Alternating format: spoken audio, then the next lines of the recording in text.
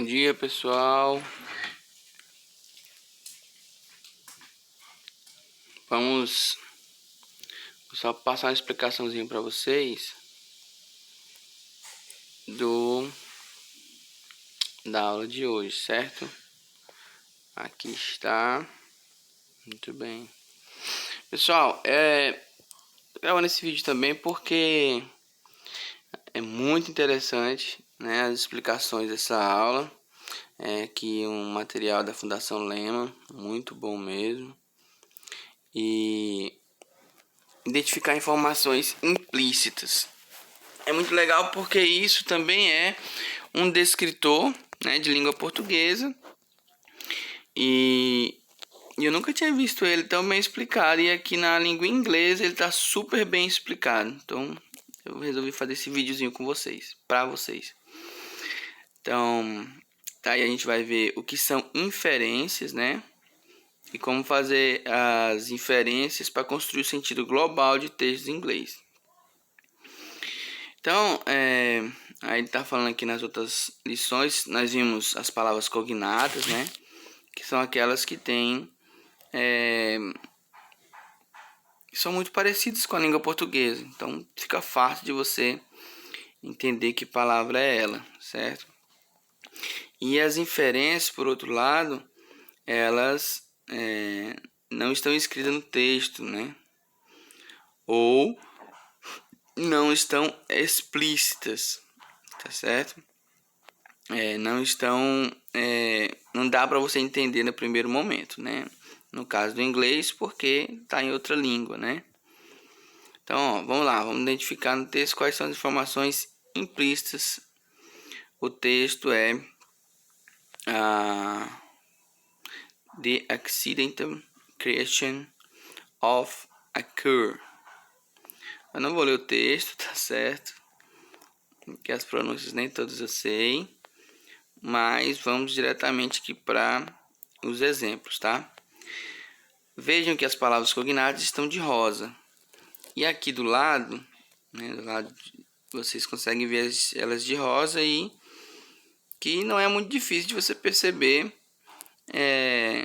o significado delas na língua portuguesa. Já as que estão de roxo é um pouquinho mais difícil, né? Pode ser que você não tenha visto ainda. Então, olha lá, primeiro parágrafo, tem lá, né? A scientist was done research to discover some animals got sick while eating certain types of foods. E aí vem a pergunta: o que significa a expressão was done research? Ou research? E aí, será que alguém chuta? Então a gente vai para olhar o que? As palavras cognatas, certo? Então se science é cientista, e aí esse has doing his, você não sabe, mas você sabe que discover é descobriu, e aí você sabe que animals é animal ou animais. Então você sabe que tem uma cientista que descobriu alguma coisa sobre animais, não é isso? E como é que uma cientista faz descobertas? Fazendo pesquisas. Então, nada mais, nada menos que essa frase em roxo está expressando que ela estava fazendo uma pesquisa, tá? Was doing, was é o verbo to be, tá? Doing é um verbo auxiliar, né? Que vai falar sobre, enfim, esse ing aí é porque ele está no tempo contínuo, né? Como se fosse um gerúndio, fazendo, não fez ainda, né? E esse was E aí o research você é uma palavra que você usa todo dia praticamente, que é o Google, né? No Google você faz pesquisa.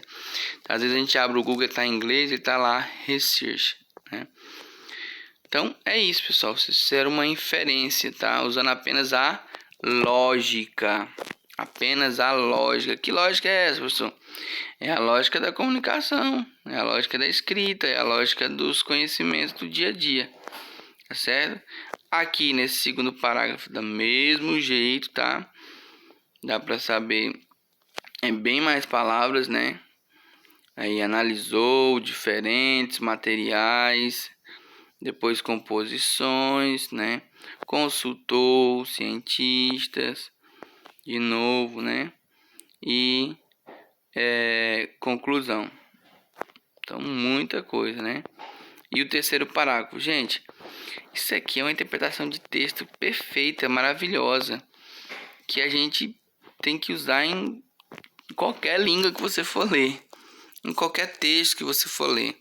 É assim, você tem que analisar frase por frase, parágrafo por parágrafo, palavra por palavra, tá certo?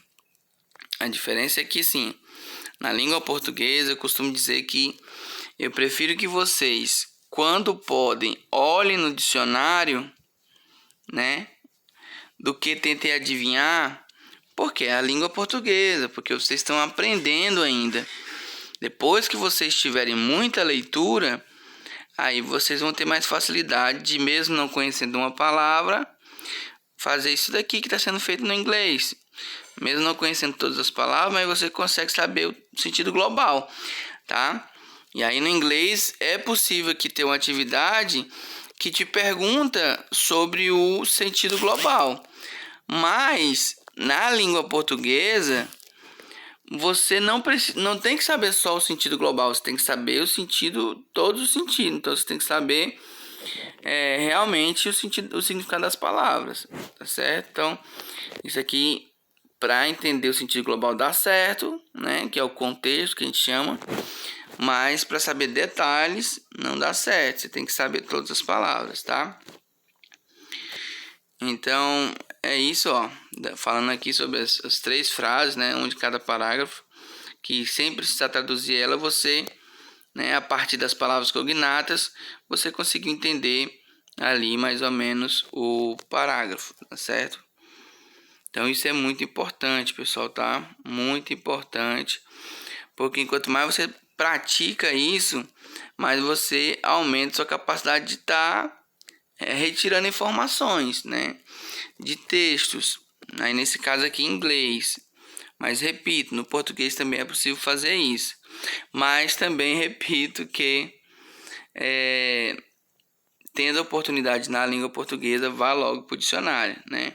No inglês não é necessário você ir logo para o dicionário, porque fazer esse exercício aqui te ajuda a você ir dominando melhor o inglês, né? E se habituando mais ao inglês, tá certo? E aí eu vou passar uma atividadezinha para vocês. Valeu!